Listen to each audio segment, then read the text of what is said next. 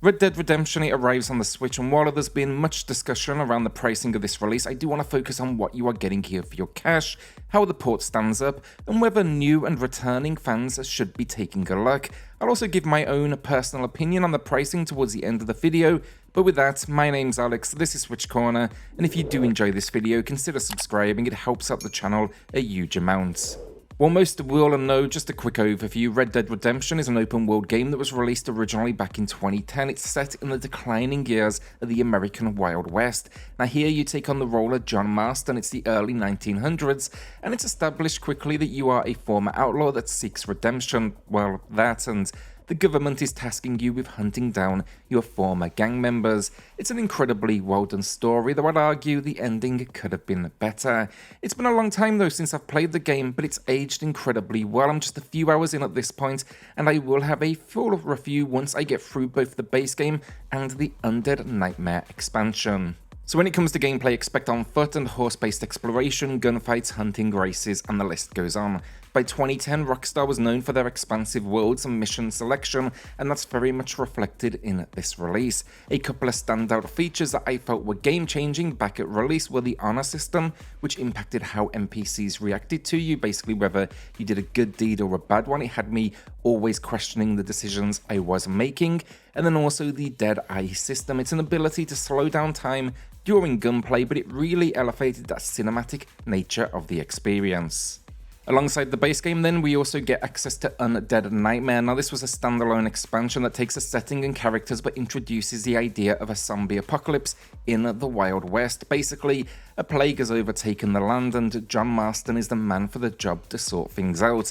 Now outside of a totally different style of story, it also introduced the idea of defending towns to create safe zones, introduced new weapons, and packed in some mythical enemies as well. I've only ever played this once, so I'm actually really looking forward to seeing it in action again. Sadly, when it comes to missing features, Red Dead Online is nowhere to be found. This was fantastic back in the day. You could form posses with friends and either survive or battle it out in the Wild West, and I really wished they had brought this back with the package.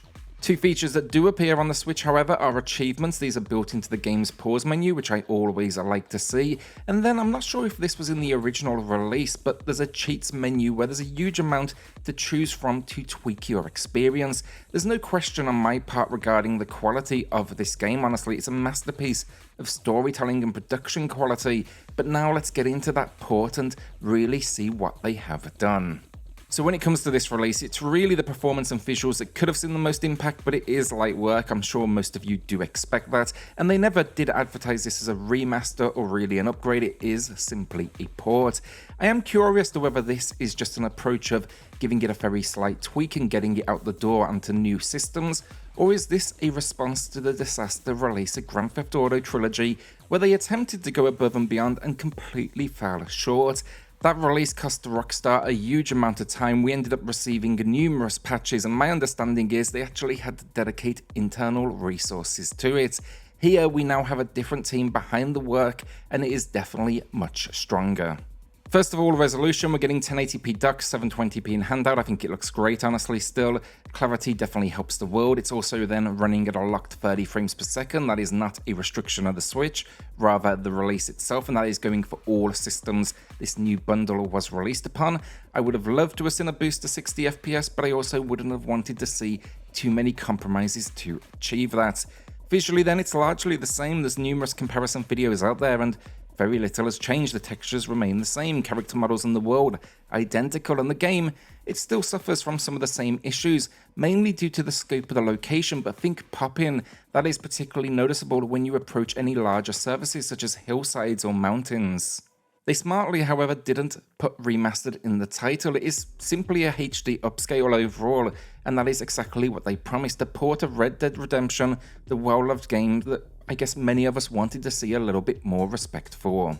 On that note though, fortunately the game, its design has stood the test of time. Back at its original release, it was a visual masterpiece with a huge amount of variety in its landscape and little in the way of loading screens, and that remains a fact. Throw in then weather effects, day and night cycles, and some incredibly varied random events, and yeah, it very much feels like a world that is alive. After just a couple of hours, I still feel that exact same way. It's just easy to find the likable characters that populate the world. The gameplay that is polished, so it can be a little clunky at times, admittedly, and then the introduction of portability thanks to the Switch just delivers a new way to play, which I'm all about.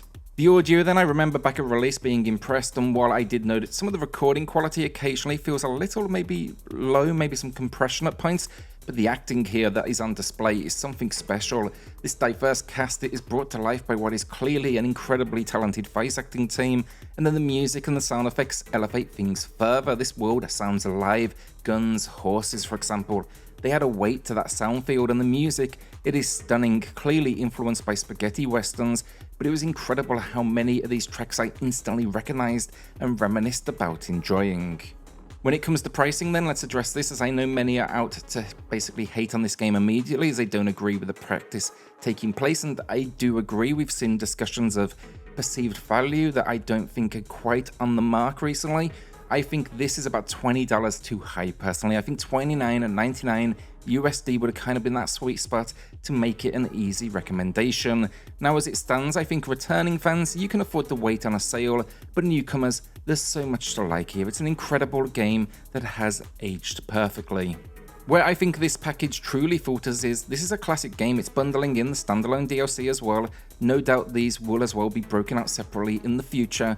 It just doesn't feel like a celebration of a game that should be celebrated, where the bonus features, the art gallery, the making of pieces, all of this could have been bundled in and made it feel just a little bit more comprehensive.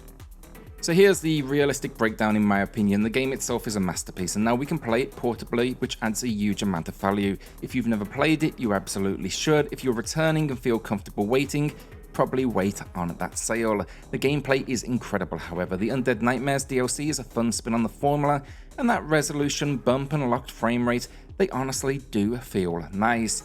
Sadly though, this is a game that deserves a bit more respect from a packaging perspective in my opinion. You know, give us that bonus content, allow us to celebrate one of your biggest achievements as a studio alongside you. I also do want to be realistic though. Again, a lot of people never got a chance to play this game, and now this is their opportunity. If you've played this game, I think there's one fact we can all agree on. It is absolutely worth everyone experiencing at least once, and I'm happy now to see those individuals finally get that chance. Not everyone has access to that older hardware that would be required at this point. Overall, I know it's going to upset some people, but generally I'm happy to be back. It looks good, it runs good, and you can't deny this game, it's a masterpiece, and it is a game I've wanted for a long time to see portably, so I'm definitely happy to get that opportunity. So what do you all think? Let's hear questions and pricing concerns in the comments below. With that, hit subscribe, join us here for reviews, deals, news and lists daily, and I'll see you all on the next video. Thanks everyone.